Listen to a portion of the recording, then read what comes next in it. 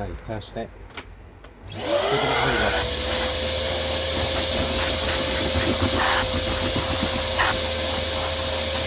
Now for stubborn bits and bobs in the fabric, stiff brush definitely helps.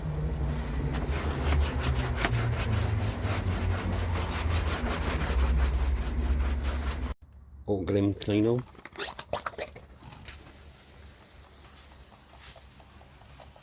Soft drill attachment.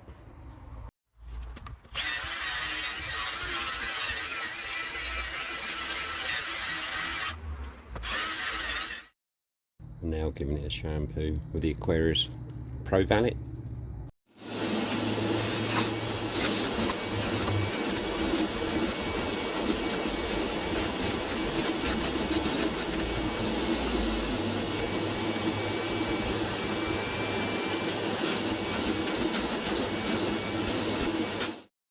There we go, that's the finished result. Hopefully that dries okay. If not, I'll give it another light shampooing. If you like this video, please do give it a thumbs up. Please do consider subscribing to the channel, and I'll see you in the next one. Ta-da for now.